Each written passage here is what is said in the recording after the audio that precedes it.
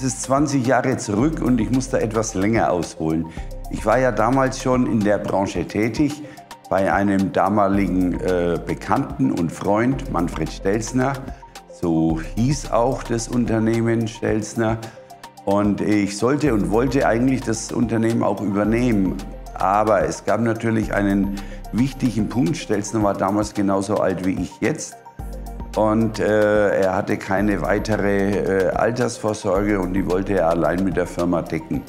Und der Ablösepreis des Unternehmens, das war einfach nicht tragbar. Es war auch nicht realistisch. Wir hatten da externe Wirtschaftsprüfer mit eingeschaltet und das hat einfach Stelzner nicht akzeptiert. Er hat dann auch noch versucht, an andere Unternehmen sein Unternehmen zu verkaufen. Das hat sich nicht realisieren lassen, eben auch aus diesem Grund. Ja, und dann habe ich gefragt, wie geht's denn weiter? Und er sagte, naja, wir werden so ein bisschen so weitermachen, aber ich habe da keine Zukunftsperspektive mehr gesehen. Ich habe auch nicht gesehen, wie sich das weiterentwickeln soll, wie wir investieren sollen in neue Technologien, die ich ja machen wollte. Ich fand das auch alles sehr spannend. Der finanzielle Rahmen war auch sehr beschränkt und deswegen habe ich da sehr kurz entschlossen gesagt, also ich muss das selber machen. Und ich habe dann meine zwei wichtigsten Mitstreiter, den Marian Karlovic und auch die Renate Zitzelsberger, denen habe ich dann von meinen Plänen erzählt. Und die waren sehr schnell dafür, weil sie eben mit den Zuständen bei Stelzner auch nicht mehr zufrieden waren. Und die haben dann ganz schnell gesagt, jawohl, Harald, lass uns das machen, wir werden das schaffen. Das war im November 2003. Ich habe dann ganz schnell um finanzielle Hilfe bei meiner Hausbank angefragt, denn wir hatten auch keine großen Rückstellungen. Wir waren eine junge Familie, 2 Kinder, den Philipp mit 6 Jahren, den Felix mit 4 Jahren. Und man kann sich vorstellen, wir haben da in Nürnberg zur Miete gewohnt, also man kann sich vorstellen, da waren keine großen finanziellen Sprünge möglich. Deswegen habe ich die Bank angefragt. Wir haben dann auch ein kleines Darlehen gekriegt, über 50.000 €. Wir konnten damit zumindest die Firma gründen. Wir haben dann eine GmbH gegründet. Ich hatte 80%, jeder von den beiden anderen, Marian und Renate, hatten je 10%.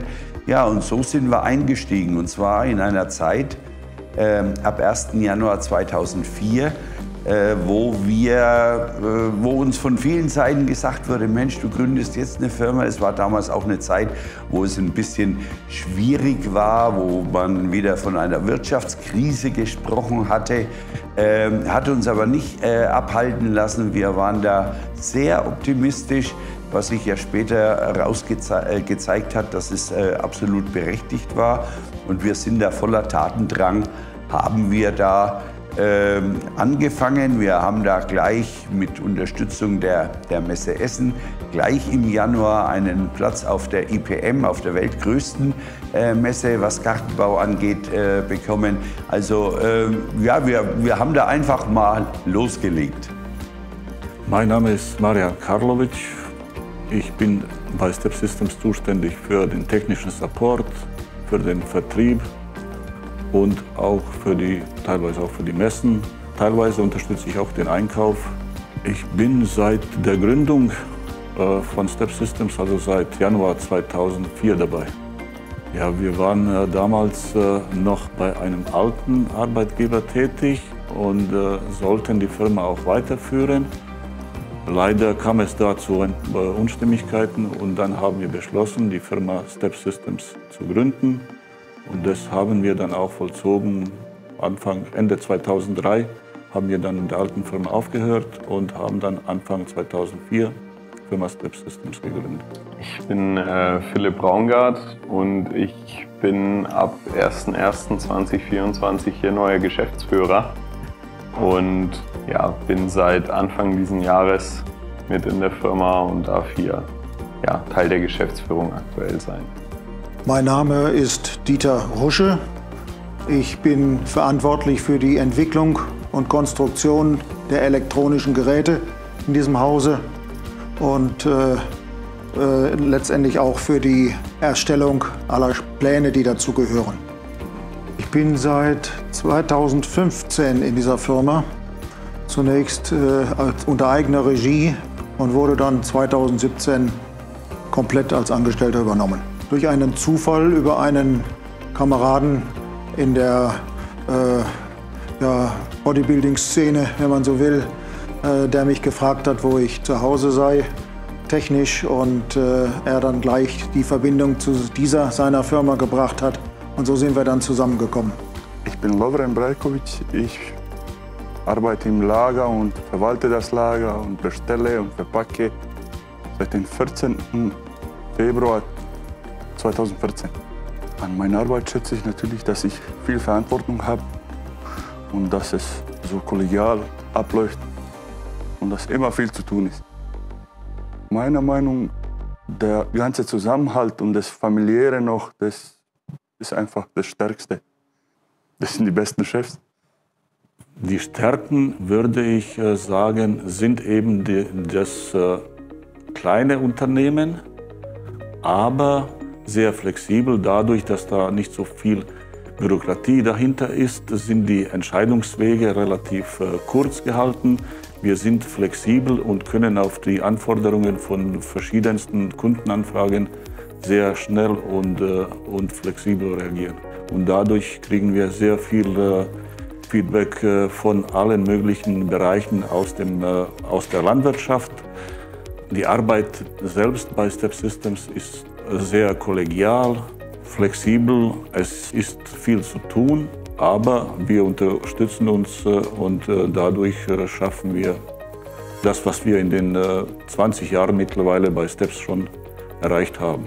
Die Flexibilität, die wir haben, ist ein kleines Unternehmen, aber dadurch hochflexibel, sehr schnell, wenn es drauf ankommt, und trotzdem, wie ich finde, kollegiales Miteinander.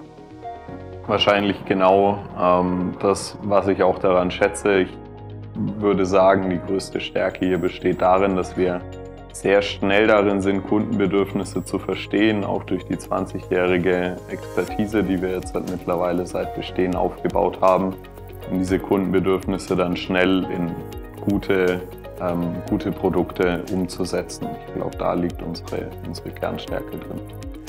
Sie denkt insgesamt schnell und innovativ. Das Innovativ möchte ich besonders unterstreichen, weil ich habe manchmal Schwierigkeiten, die vielen Ideen technisch, gedanklich umzusetzen, um zumindest daraus Ansätze zu machen. Das ist sehr viel, was auf mich zukommt durch die Geschäftsführung und durch das Produktmanagement, und das kostet viel Zeit und viel Arbeit, hierzu Untersuchungen zu machen, die dann letztendlich zu einem Produkt führen könnten.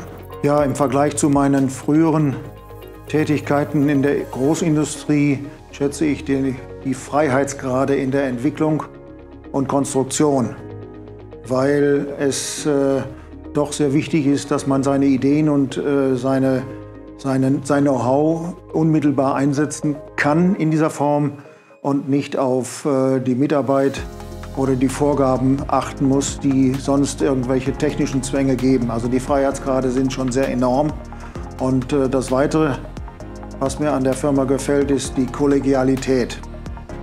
Ganz schwer zu unterstreichen, zumal die Kollegialität zum Wohlbefinden, ich glaube, noch mehr beiträgt als das, was man letztendlich tut. Ich habe es gerade schon angeschnitten, am meisten geschätzt habe ich sicherlich diese vielen persönlichen Beziehungen, die sich zum Teil auch in wirkliche Freundschaften entwickelt haben. Also wir haben heute noch so einen kleinen Kreis mit Messe Essen zusammen, mit Tasport zusammen, mit einem ganz speziellen Freund. Er war früher, er hat eine eigene Firma gegründet, die FOMA. Professor Dr. Matthias Dietzemann, mein ehemaliger Präsident der Indega. Das sind so Sachen, so Freundschaften, die sich da entwickelt haben, die immer noch halten. Und das habe ich sicherlich am meisten geschätzt. Ich war immer ein Mensch, der Freude hatte am Umgang mit anderen Menschen. an Persönlichkeiten. Und natürlich hat es mich auch gefreut. Ich habe auch geschätzt, dass wir uns natürlich weiterentwickelt haben. Ich habe auch sehr geschätzt, dass wir Entwicklungen machen konnten, dass wir plötzlich den finanziellen Spielrahmen auch hatten, den Rahmen hatten, um Entwicklungen wie unser Kombi 5000, unser Cash Cow, eine sagenhafte Entwicklung, dass wir das durchziehen konnten. Das hat mir natürlich auch sehr gefallen, das habe ich auch sehr geschätzt. Aber ich muss das immer wieder vorne anstellen, das waren die persönlichen Beziehungen. Und dass dann auch die private Beziehung mit meiner Frau, mit der ganzen Familie so gut, auch trotz der arbeitsintensiven Zeit so lange gehalten hat und so gut gehalten hat. Und auch die zwei Jungs, Philipp und Felix, die waren immer dabei. Die haben Kataloge eingetütet und haben die für den Versand fertig gemacht. Die standen immer hinter der Firma, auch wenn der eine jetzt eine andere berufliche Richtung eingeschlagen hat. Aber das persönliche, das familiäre Umfeld, das hat immer gestimmt und da habe ich größten Wert drauf gelegt, genauso wie auf die Beziehung zu meinen ganzen Mitarbeitern hier. Waren mir immer sehr wichtig. Wir haben auch viele Feiern, viele Feste zusammen gemacht. Also dieses persönliche Klima mit Mitarbeitern, mit der Familie, mit Freunden in der ganzen Branche, das war mir immer sehr wichtig und das habe ich am meisten geschätzt. Mein Lieblingsmoment, da gibt es sicherlich viele, aber im Regelfall ist es immer, wenn ich es auf einen festmachen müsste, normalerweise hier so eine Freitagsrunde, bevor wir ins Wochenende starten, wenn alle zusammenkommen, das ganze Team nochmal zusammenkommt, die Woche kurz Revue passieren lässt und dann gut gelaunt ins Wochenende startet. Mein Lieblingsmoment, der war, wie mein Kollege zu mir dazugekommen ist. Ja, ich habe es vorhin schon mal erwähnt, wir haben einen kleinen Kredit für als Start-up, damals gab es den Begriff Start-up noch nicht, aber wir waren das. Ich habe da in kurzer Zeit einen Businessplan erstellt und habe den meiner Bank vorgelegt und die waren da sehr mit zufrieden. Sie kannten mich natürlich schon viele, viele Jahre. Ich hatte da mein erstes Konto mit einer kleinen Sparbüchse und deswegen war das Vertrauen von der Seite da. Das war wichtig. Ganz wichtig war natürlich die Unterstützung der ganzen Familie. Allen voran natürlich meine Frau. Sie hatte ja Chemie studiert, sie hatte Betriebswirtschaft studiert und sie war bei unserem größten Lieferanten, unserem größten Supplier, der Firma Hach Lange oder damals Dr. Lange, der führende Hersteller von Labordiagnostik in der Wasseranalytik. Mit denen zusammen hatten wir schon unter Stelzner Zeiten ein Labor entwickelt für die Bodenanalytik. Die haben absolut zu uns gehalten. Und meine Frau war da, wie gesagt, nicht nur beratend tätig mit dem chemischen Wissen, das sie hatte, sondern eben auch, sie hat dann die Kataloge erstellt, sie hat im Prinzip alles gemacht. Wir haben da wirklich in den ersten 1, 2, 3 Jahren oft Tag und Nacht gearbeitet. Es war eine harte Zeit. Wir hatten ja, wie gesagt, auch noch die beiden Kinder. Aber es war trotzdem eine sehr intensive, aber eine sehr, sehr schöne Zeit. Diese Unterstützung hatte ich und dann muss man natürlich sagen, ich hatte ja in der Zeit, als ich bei Stelzner war, schon die Kontakte zu unseren Auslandskunden. Ich habe mich immer für die Exporttätigkeit eingesetzt und aufgrund meines Fremdsprachenstudiums hatte ich auch die Möglichkeit, eben mit diesen Kunden zu kommunizieren. Und ich kann mich erinnern, dass von den 10 Top 10, die wir damals bei Stelzner hatten, haben 8 mit uns weitergemacht. Also 8 von diesen 10 Auslandskunden haben mit uns dann weitergemacht. Zeigt natürlich auch ein bisschen, dass da die Unterstützung da war, dass da auch das Vertrauen da war, aber nicht nur von den Auslandskunden, auch von den Inlandskunden. Da ist der Platzhirsch in der Branche, die Firma Meyer, mit denen hatte ich auch sehr viel Kontakt und die haben uns damals unterstützt und unterstützen uns bis heute und da sind wir sehr, sehr froh und dankbar dafür. Dann kam eine weitere Unterstützung aus der ganzen Branche. Ich habe vorhin die Messe Essen genannt, die mir da gleich den Platz auf der IPM angeboten hat. Das ist auch so eine Art Win-Win-Situation, ein sehr gutes Verhältnis, das wir mit der Messe Essen, mit der IPM schon seit Jahren haben. Die Unterstützung von der Presse, von dem wichtigsten Medium, der TASPO, mit ihrem damaligen Direktor Uwe Schütt. Das war auch gut. Sie haben da viel über uns berichtet.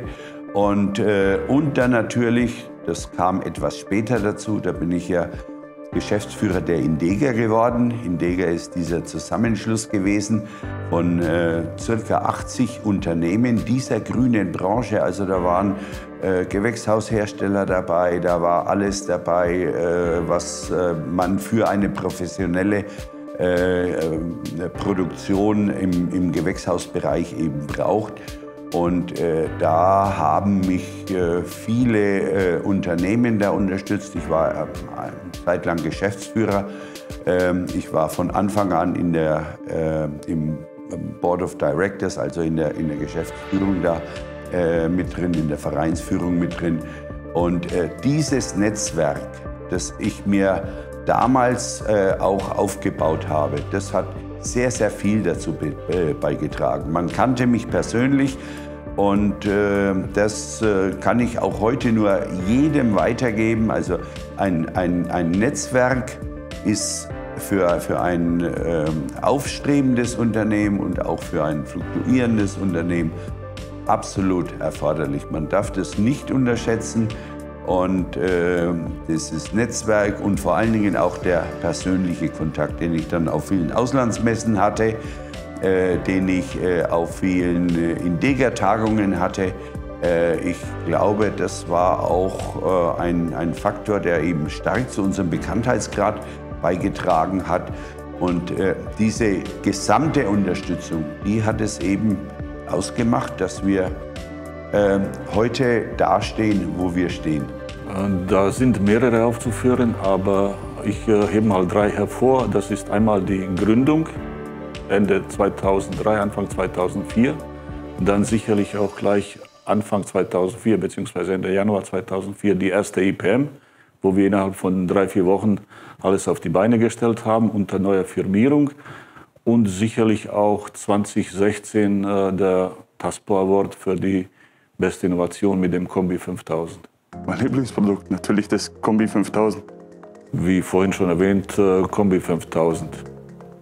Das ist das, was ich hier gerade in der Hand habe. Das ist das Gerät mit dem Namen Kombi 5000. Es ist ein Multifunktionsgerät, dessen Funktionen darin bestehen, verschiedenartigste chemische Prozesse bzw. Messwerte zu erfassen, sie anzuzeigen und sogar zu speichern mit Datum und Uhrzeit, also in einem Datalogger unterzubringen. Und das alles ist in so einem Gerät untergebracht und hat in diesem Fall auch am meisten Zeit gekostet. Klassischerweise wäre die Antwort da jetzt natürlich Kombi 5000. Ich glaube, das hat man schon öfter gehört. Aber bei mir ist es wahrscheinlich sogar tatsächlich das SWM, weil ich da einfach persönlich relativ viel mit zu tun hatte mit diesem Projekt damals, als wir das entwickelt haben.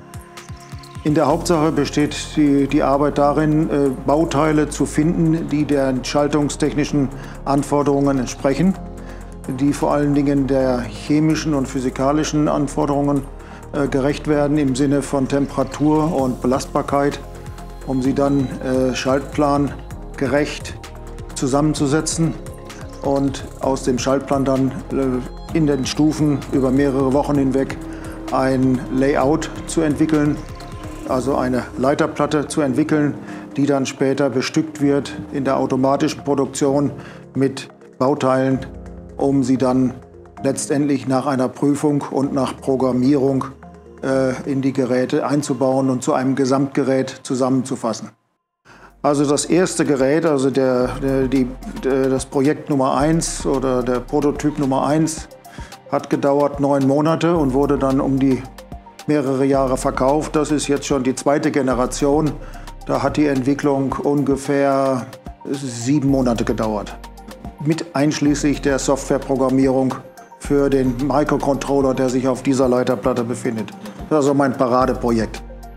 Ja, Herausforderungen gibt es in unserer Branche gerade einige. Wir sind in makroökonomisch sehr schwierigen Zeiten unterwegs. Wir haben diesen Russland-Ukraine-Konflikt, wir haben ein paar Handelskonflikte überall auf der Welt. Für uns als Unternehmen mit hohem Exportanteil ist es natürlich nicht einfach. Ich denke aber doch, dass wir auch hierfür Lösungen finden werden und im Endeffekt diese Herausforderungen gut umschiffen können oder damit gut umgehen können werden. Grundsätzlich meiner Vergangenheit als Unternehmensberater geschuldet vielleicht die Standardantwort, die Kundenbedürfnisse weiterhin so gut zu erfüllen oder vielleicht sogar auch ein bisschen besser noch zu verstehen, zu erfüllen und mit Step Systems weiterhin einen soliden Player hier in der grünen Branche, was Messinstrumente angeht, am Markt zu halten. Bleiben Sie uns treu, denn bei uns sind Sie sehr gut aufgehoben. Wir kümmern uns, dass Sie zufrieden sind.